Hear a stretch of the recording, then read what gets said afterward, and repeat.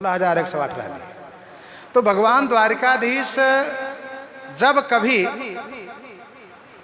गोपियों की चर्चा सुनते थे तो बेहवल हो जाते थे, और कोई भी उनके सामने वृंदावन की चर्चा करे, उन गोपालों की, उन गोपियों की, उन श्री राधा जी की, उन श्री जसोदा मैया की, नंद बाबा की, तो श्री कृष्ण बलराम तुरंत रोने लगते थे। और उनके प्रति जो प्रेम है वह स्पष्ट दिखने लगता था। तो जहाँ इतनी रानियां हैं, उन रानियों में से कुछ ऐसी रानियां थी जिनको ईर्ष्या होती थी कि बताओ हम सब इतनी संख्या में इतनी सेवा करती हैं, फिर भी श्री कृष्ण को उन लोगों की याद आती है, क्या बात है। और कुछ लोगों को बड़ा अच्छा लगे कि भाई वो सब बड़े प्रेमी थे, तभी तो उनकी याद करते हैं। तो सबने निर्णय ये किया कि एक बार क्यों ना हम लोग उन ब्रज गोपियों की कथा सुने, ब्रजवासियों के, वृंदावन वासियों की कथा सुने हम। तो कथा सुनावे कौन? देखिए, यह कथा, पूरी कथा श्री देवकी जी नहीं सुना सकती, क्योंकि उन्होंने 11 वर्ष के बाद से चरित्र को अवलोकन किया है। और श्री जसोदा मैया हैं, उन्होंने 11 वर्ष तक ही श्री कृष्ण की लीला को अवलोकन किया है। एक माता जी हैं श्री रोहिणी जी, जो श्री कृष्ण के समग्र लीलाओं को अवलोकन किया है, सारी कथा जानती हैं। तो सभी बहुओं ने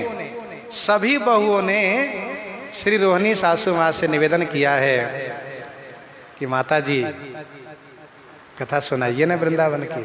रोहिणी जी ने कहा ना ना ना, मैं नहीं कथा सुनाऊंगी। कहा क्यों? अरे बलराम जी सुनेंगे, श्री कृष्ण सुनेंगे तो उनको संभालेगा कौन? कहा तो क्यों न एक बंद कमरे में हम लोग कथा सुन रहे। कहा उनको कौन रोकेगा? वे यहाँ के राजा हैं, द्वारिकाधीश, वे सब जगह जा सकते हैं, उनका निवास, उनका महल, उनको कौन रोकेगा? तो बहुओं ने कहा कोई प्रबंधन हम लोग करते हैं, कोई ऐसे व्यक्ति को द्वार पर रखेंगे कि वे उनको रोके। तो सबने निर्णय किया कि श्री सुभद्रा जी ठीक है, बहन है उनकी, और उनसे हम कहें तो वे वो मान जाएंगी और रोकेंगे उनको। तो बड़ा सा हाल है, उसमें सभी रानियां बैठी हैं कथा सुनने के लिए, श्री कृष्ण की रानियां, और श्री सुभद्रा जी द्वार पर बैठी हैं। श्री रोहिणी माता कथा सुनाना शुरू की हैं, दरवाजे बंद, खिड़की बंद। आप कहेंगे दरवाजा बंद करने की बात कथा में की हो। देखो इसीलिए मैंने चर्चा की, क्योंकि कुछ कथाएं, कुछ समय ऐसा हो कि दरवाजा बंद करके भी कथा की जाती है, और कारण ऐसा समय आ गया है। तो श्री रोहिणी जी ने दरवाजा बंद करवा दिया और सभी खिड़की बंद कर दिए गए, और फिर वहां कथा होने लगी। अब कथा कहने लगी तो कथा स्वाभाविक है कि धीमी आवाज में शुरू की है, कोई ध्वनि प्रसारण यंत्र नहीं लगाए गए हैं, लाउड स्पीकर, माइक, मशीन, ये सब कुछ नहीं।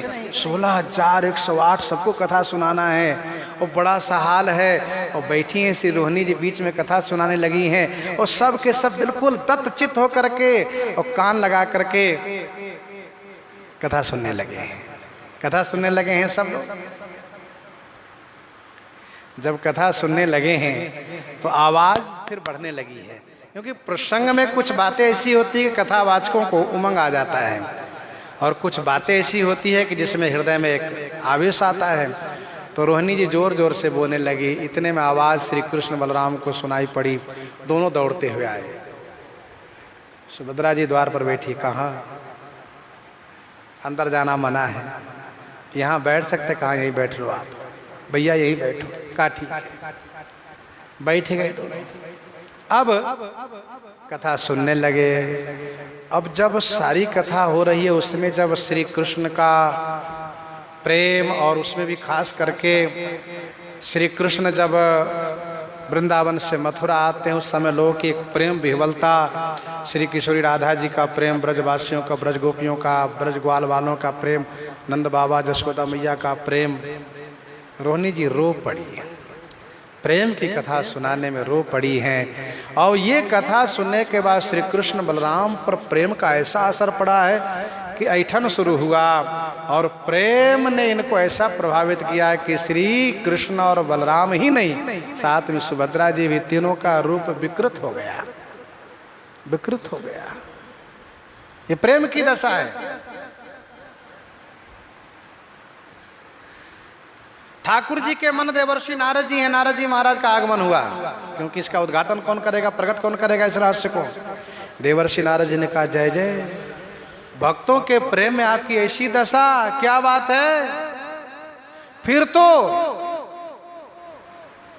तुरंत अंदर जाकर के रोहिणी जी से प्रार्थना किया कि माता जी कथा विश्राम कीजिए आप, देखिए क्या दशा है प्रभु की। और फिर नारद जी ने सबको बुलाया है, नारद जी ने प्रभु से प्रार्थना किया, प्रभु आपका एक करुणा अवतार, प्रेमा अवतार कलयुग में लोगों को सुलभ हो, यही मेरी प्रार्थना है। प्रभु ने कहा ऐसे ही होगा। कालांतर में कलयुग के प्रारंभ में, कलयुग में ही उड़ीसा के राजा इंद्रदुम्न हुए हैं। उन्होंने हजारों अश्वमेध यज्ञ किए गुंडीचा क्षेत्र में। यज्ञ की समाप्ति पर यज्ञ वेदी पर दारू विग्रह में, दारू विग्रह माने लकड़ी के शरीर में भगवान जगन्नाथ, बलभद्र और सुभद्रा जी तीनों का प्राकट्य हुआ है। वो तिथि आज ही है, वो तिथि आज है आषाढ़ शुक्ल पक्ष द्वितीया। और फिर ठाकुर जी के दर्शन करके इंद्रदुम्न धन्य हुए हैं, सबको बड़ा आनंद आया, सब बड़े प्रमुदित हुए हैं। ठाकुर जी के निर्देशानुसार, आदेशानुसार राजा ने समुद्र के तट पर एक विशाल भव्य मंदिर का निर्माण कराया है और उस मंदिर में भगवान को प्रतिष्ठा कराया है। भगवान आज भी उस मंदिर में विराजित हैं, प्रतिष्ठित हैं। साथ साथ वहीं से आज के दिन रथारूढ़ होकर के गुंडीचा क्षेत्र में भगवान आते हैं। उसी को रथ यात्रा महामहोत्सव कहा जाता है। रथारूढ़ भगवान के दर्शन करने वालों को सारे मनोरथ पूरे होते हैं। जगन्नाथ भगवान के दर्शन अपने आप में अभूतपूर्व हैं और विशेष कल्याणकारी है। तथा सागर के तट पर हैं, भगवान विराज रहे हैं। जैसा कि हम लोग इस बात को भी सुन चुके हैं कि इस महामारी के पूर्व जगन्नाथपुरी में ही पहले ही ध्वजा में अग्नि लगी थी और इसके बाद फिर ये हुआ कि सुप्रीम कोर्ट ने रथ यात्रा पर ही रोक लगा दिया था। लेकिन ठाकुर जी की लीला बड़ी विचित्र है, लोग भले ना आवे लेकिन आजकल संसाधन है, दूर से ही देखें। इसलिए ठाकुर जी कल सायंकाल आदेश करवा कर रथारूढ़ होकर के प्रस्थान भी कर लिए। तो यह महामहोत्सव हो रहा है और चार धाम में प्रमुख एक धाम है जगन्नाथपुरी। तो जगन्नाथपुरी का भगवान का दर्शन हम लोग, वैसे ये महामहोत्सव सभी तीर्थों का आनंद होता है, लेते रहे। अयोध्या जी में हम लोग लेते थे, विभिन्न मंदिरों से आज के दिन यही राम घाट होकर के इधर से ही सुंदर सवारी निकलती रही। पर कई महंतों से हमने पूछा तो उन्होंने कहा कि महाराज जी डीएम ने रोक लगाया है कि नहीं, आदेश नहीं है। ठीक, कोई बात नहीं। तो परिस्थिति के समय के अनुकूल सब कोई चल रहे हैं। तो ये है श्री जगन्नाथ भगवान की रथ यात्रा।